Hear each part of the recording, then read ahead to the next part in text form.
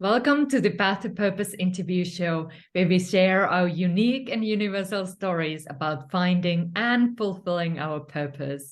My name is Katja Rusanen, and I'm your host, transformational story coach, and mentor for purpose-driven entrepreneurs. My intention for this show is to inspire you on your path to purpose. And today I have a pleasure to interview Maria Gavriel, who is a business and life strategist, TEDx speaker, award-winning author, two-time entrepreneur, NLP practitioner, and the voice behind mariagavriel.com. She has been empowering purpose-driven women to create fulfilling, prosperous, passionate lives, doing what they love, and has been featured on TEDx, Fox, CBC, NBC, NPR, Ariana Huffington's Thrive, and Yahoo News, and magazines, as well as global leadership conferences and women's summits, sharing how to achieve your ultimate vision and create massive success without it costing what matters most in life. Maria enjoys helping women break down the barriers that have restricted their ability to create the conditions for their best and highest self to emerge and experience the life they were meant for. And she infuses business with internal work so that women can live their best life both at home and in business.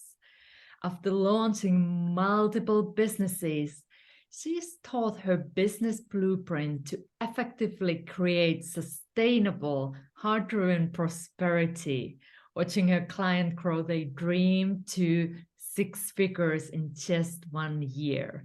And today she'll share with us how to grow your business without burning out. So let's get started here. Welcome, Maria. I'm so excited to have you here. Oh my gosh, thank you so much, Katya. I'm so excited to be here, and thank you so much for the opportunity.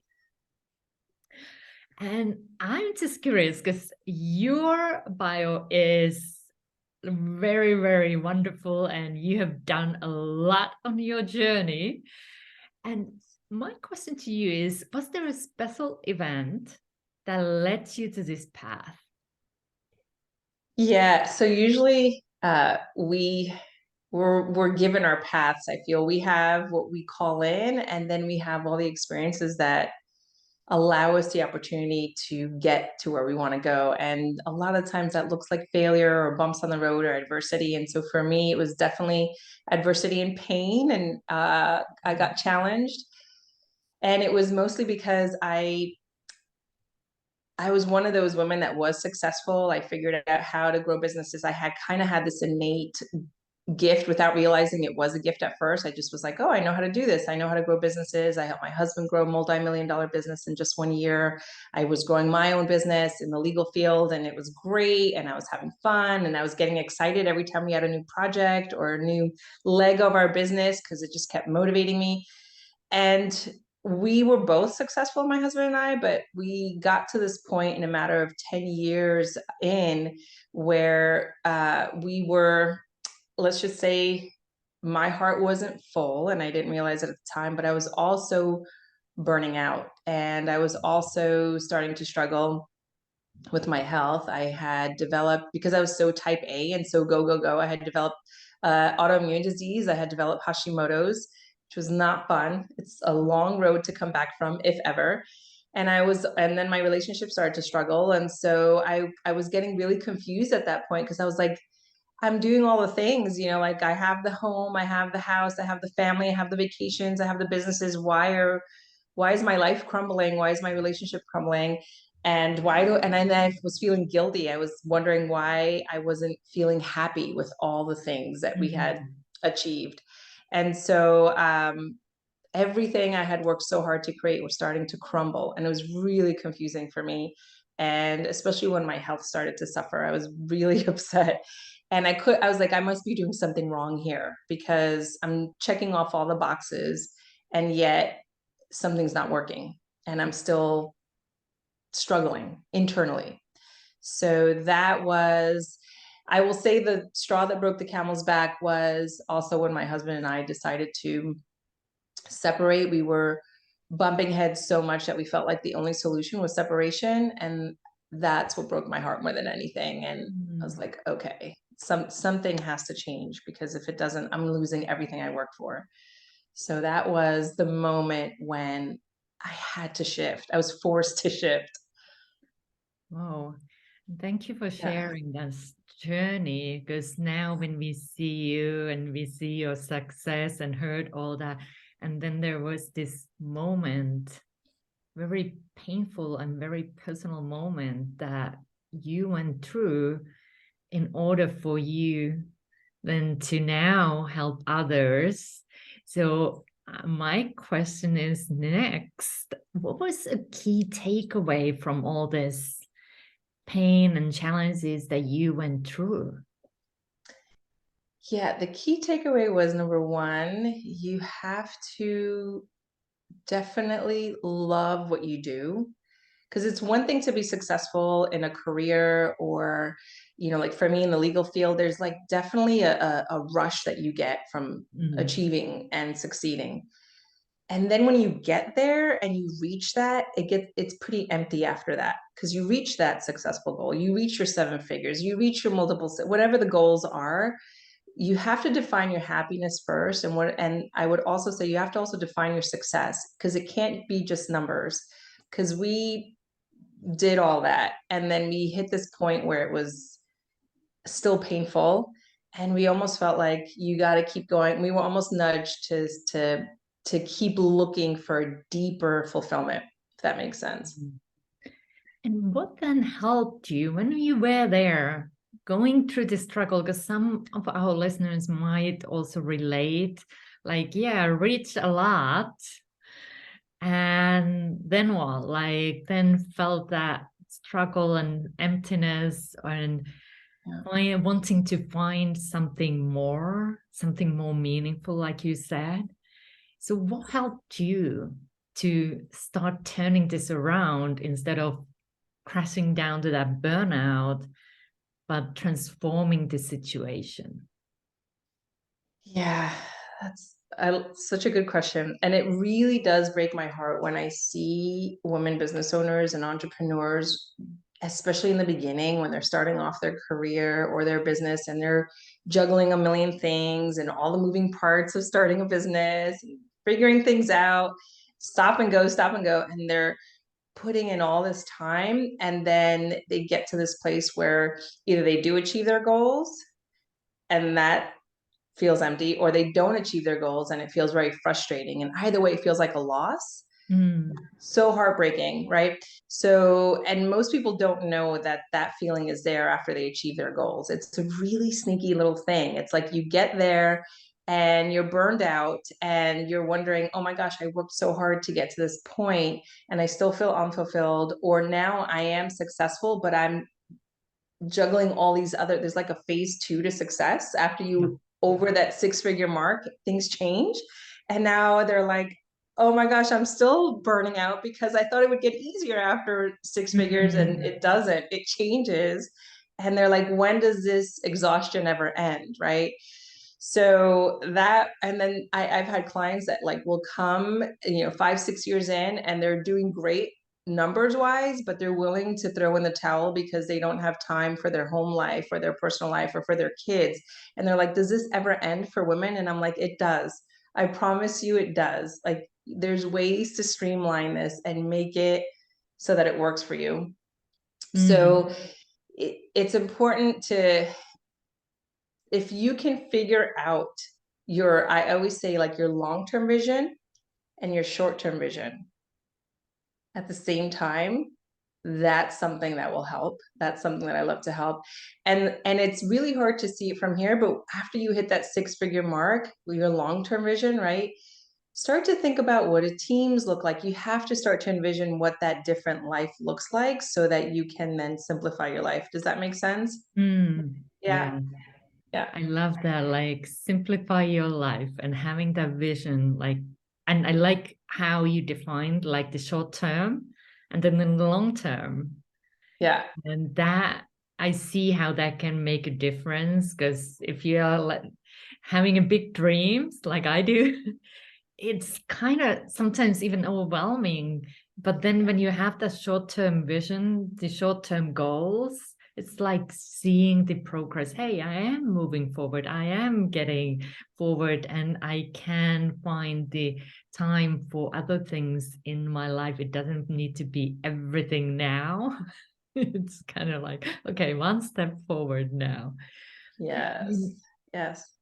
And so now you are paying forward what you learned on the way and helping so many others. And how does this help? And you already referred a little bit, but how does this help women who want to grow their businesses today, the wisdom that you gained from your own journey? Yeah. So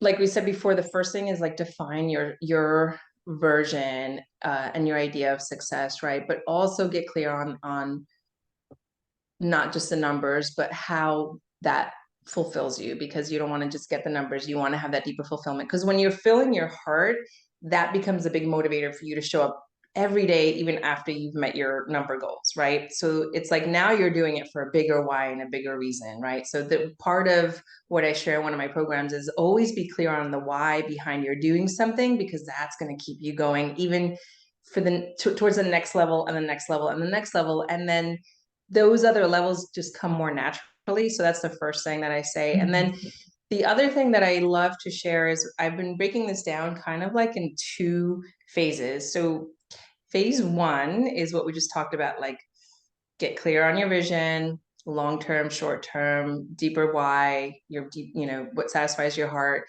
Get clear on what your dream business is and how to make that work, like micro goal it in a shorter vision. And then I break it down into phase two. After you've hit those numbers, we now talk about how to sustain it so that you can keep it going and growing. Now that you're successful, we don't want it to burn you to the ground, because it does. And statistics show that women by the millions are leaving the workforce because they're burned out. And burnout is now officially declared a disease by the WHO. That's killing hundreds of thousands of people a year. It's a disease. It's not something to take lightly anymore. It's something to seriously consider that you will face down the road, just like every other successful person has. It's one of those things that you will not bypass.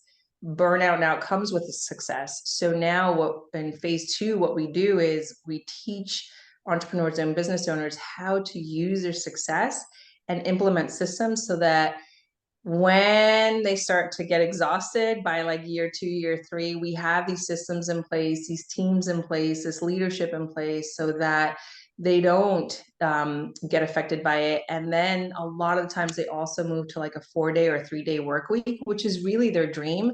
Most of us wanted to like start our own businesses so we could have freedom, so we could be free, not work 7 days a week and until midnight, So that's part of phase two. So we'll give you the numbers, but then we'll also give you a lifestyle. That's kind of what we're doing. I love it. And Yeah. it's so true. Many start their own business to get that freedom and then ending up working many more hours than they ever did before. So Crazy. Yes. yeah. Yeah.